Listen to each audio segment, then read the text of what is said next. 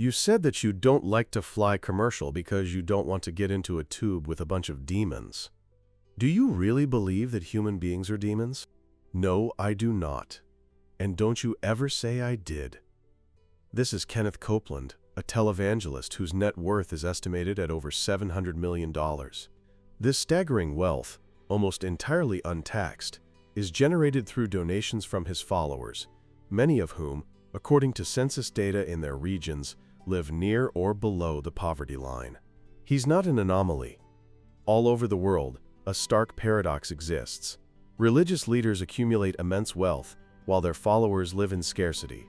A 2018 Pew Research Center study found a definitive inverse correlation. Countries with higher GDP per capita exhibit lower levels of daily religious practice. When you overlay a map of global economic development with a map of religiosity, they appear as near-perfect negatives of each other. So the wealthier a country, the less religious its populace, the more religious, the poorer. Why does this correlation exist? Is faith a consequence of poverty or a contributor to it? To investigate this, my team and I consulted with world-renowned religious scholars, sociologists, economists, and individuals who have been profoundly hurt by the very institutions they once trusted. What we uncovered was not a simple coincidence, but a complex interplay of psychology, economics, and a strategic manipulation of faith. Where does your money come from? It comes from book sales. Oh yeah, people don't pay to go to church. They don't. If there's a pattern, money coming to me. My money come to me. System.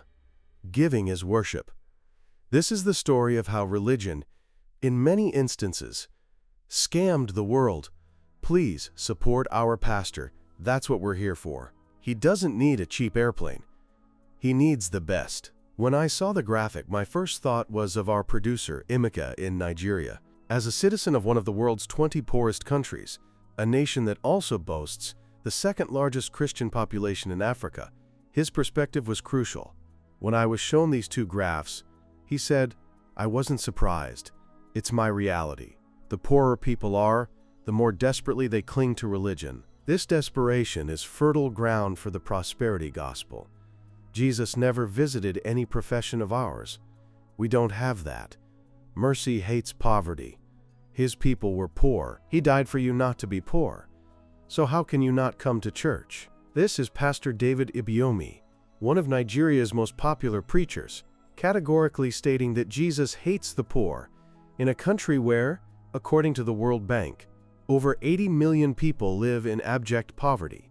A Forbes list of the world's wealthiest pastors regularly features at least 3 Nigerians, each with a net worth exceeding $100 million. Meanwhile, the minimum wage in Nigeria is less than $50 a month. That's under $600 a year. This isn't just a Nigerian phenomenon. All around the world, the prosperity gospel is a multi-billion-dollar industry. Its core tenet isn't complex. God's faithful shall inherit the earth. Therefore, being rich is an earthly sign of divine favor. It's a masterful piece of mental gymnastics, resolving the cognitive dissonance of worshiping a humble carpenter while aspiring to immense wealth. You can have your cake and eat it too. The insidious corollary is that poverty and sickness are not just misfortunes, but signs of spiritual failure, a mark that you may already be on the highway to hell. This scam is over a century old. In the early 20th century, Philadelphia Baptist minister Russell Conwell, in his famous Acres of Diamonds speech delivered over 6,000 times, told his flock, "You have no right to be poor." But it was Oral Roberts in the 1950s who weaponized the message for the television era, promising followers that any contribution would, through God's grace, return sevenfold. With the advent of television, preachers could reach millions, not thousands, without leaving their studios. Showmanship became paramount, production values soared, the appeals for donations intensified, often framed as demands or even threats. There will be 50 people who give $1,000 and do it right now, or I am finished. Try me. As televangelists flaunted increasingly lavish lifestyles, public downfalls were inevitable. Yet, for every one that fell, 10 more were waiting to take their place, a testament to the insatiable market for hope. The houses of worship grew into megachurch, stadiums holding over 10,000 people. I've owned 3 different jets in my life, and I use them and just burn them up for the Lord Jesus Christ, proclaims Jesse Duplantis. I really believe that if Jesus was physically on the earth today, he wouldn't be riding a donkey. Scandals followed. Nigerian mega-preacher T.B. Joshua, who died in 2021 with a net worth in the tens of millions, was later accused in a shocking BBC investigation of a series of sexual assaults, forced abortions, and other heinous abuses against his followers. And yet, the core contradiction remains. From everything we read about the historical Jesus, he would have despised the prosperity gospel. The only time he displayed physical anger in the Bible was against the money changers in the temple. So why do sincere believers pour their savings into the coffers of men who live in opulence? The answer lies in interpretation. If you're prioritizing Jesus in the New Testament, you don't really have a leg to stand on with the prosperity gospel, explains Dan McClellan, a scholar of the Bible and religion. That's why those sermons rarely quote the New Testament. They talk about principles and cherry-pick passages, usually from the Hebrew Bible, to support their point. This touches on a deeper philosophical issue. There is no such thing as the Bible. There are Bibles, just as there are dictionaries, says McClellan. None has any inherent authority over any other. The Bible was composed over a millennium by various authors with various agendas. It's a library, not a single book. This library has been translated, redacted, and reinterpreted for thousands of years. Consider the famous passage. It is easier for a camel to go through the eye of a needle than for a rich man to enter heaven. Apologists have claimed the eye of the needle was a small gate in Jerusalem, a claim for which there is zero archaeological evidence. Others suggest a mistranslation of the Aramaic word for rope, but historical texts show it was a common idiom for impossibility. The message seems clear. Yet a relief valve is offered when Jesus adds, "With man this is impossible, but with God all things are possible." This ambiguity is a feature, not a bug. It allows any interpreter to find what they are looking for. We negotiate with the text constantly. The Bible unilaterally condones slavery and commands parents to beat their children. We as a society have decided we know better. We've overruled the Bible on those points, McClellan states. And we're right. So, if every part of the Bible is negotiable, why do people like House Speaker Mike Johnson claim it as their sole worldview? That's laughably stupid, McClellan says bluntly. The worldview comes from your intuitions, your identity politics. You then go to the Bible to find rationalization. It's a way to gin up an authority that is beyond reproach. The one who wields the Bible wields the ultimate authority. It is the grand trump card. This leads to a fundamental question. Why are we so willing to believe in an unseen, all-powerful God in the first place? According to Professor Pascal Boyer, an expert in the psychology of religion, it's about group solidarity. We evolved to form high solidarity groups. It was a survival mechanism. Religion supercharges this mechanism. Committing to a belief system, especially one with counterintuitive or bizarre tenets, is a powerful signal of in-group loyalty. If I ask you to believe that chairs can fly on a Tuesday, and you agree, you're showing you're prepared to agree with me for the sake of being in my group. The more bizarre, the better, because it clearly separates us from them. This explains why certain issues, like LGBTQ+ rights, become flashpoints. Same-sex relations aren't even mentioned in the Ten Commandments. Yet, for many modern Christians, it has become a central identity marker. It's a useful way to say, "This is where I stand.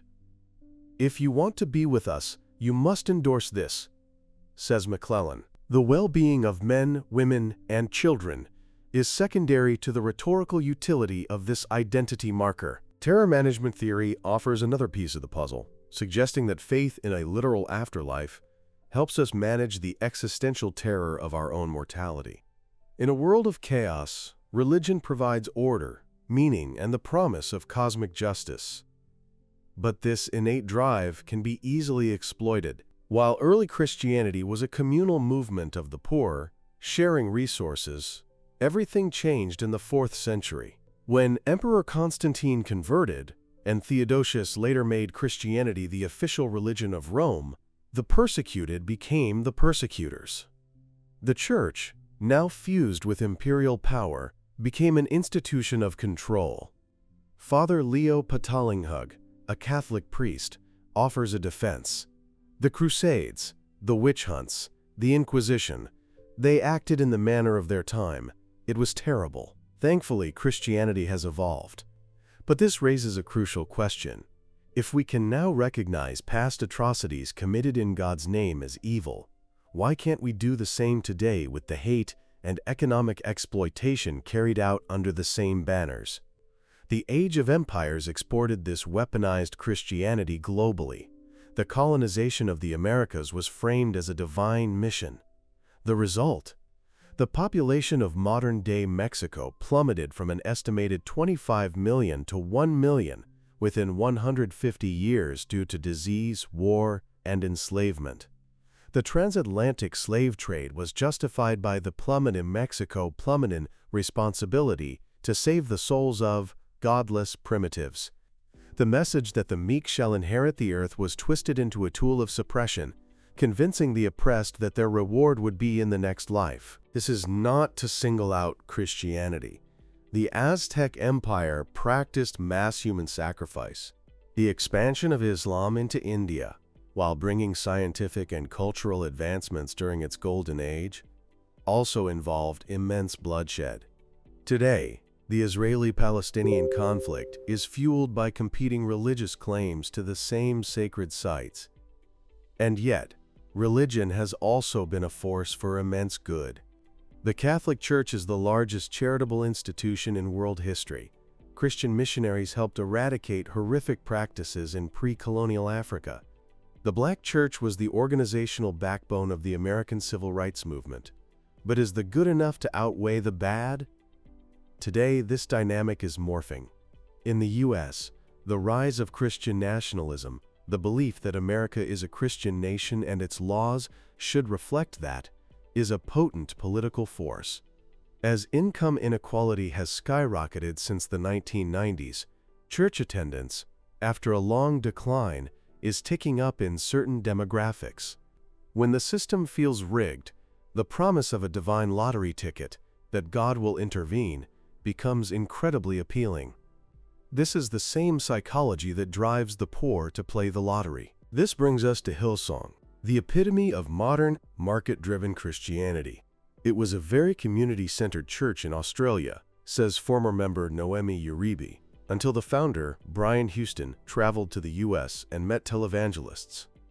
He returned with a perspective of capitalism, and everything shifted to grow, grow, grow so we can get more money. The brand became everything.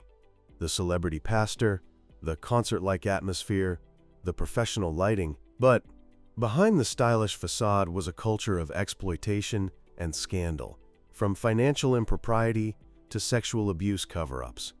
A visit to a post-scandal Hillsong service in Los Angeles revealed a performance-driven experience, complete with a call for prayers for supernatural healing and financial miracles. It was the prosperity gospel, repackaged for millennials. Ultimately, what Jesus envisioned, small house churches where a community's needs were met collectively, is antithetical to the megachurch model.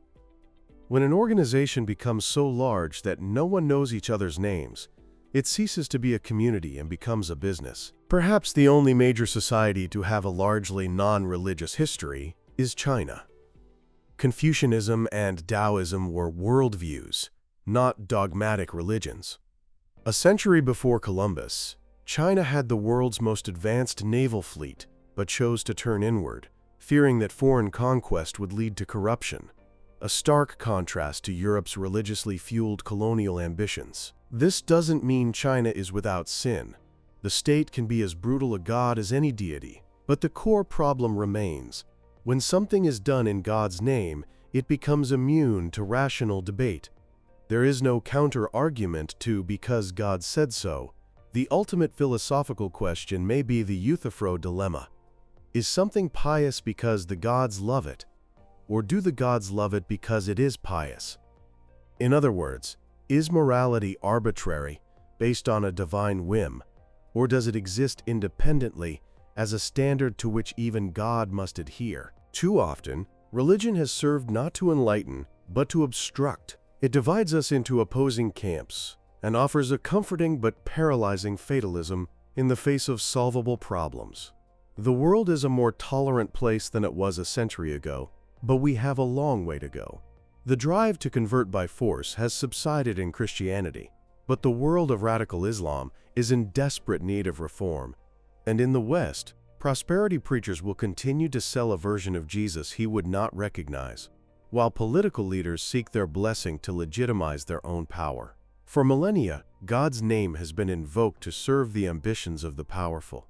And time and again, it is ordinary people who pay the price, caught in the crossfire of holy wars fought for unholy prophets.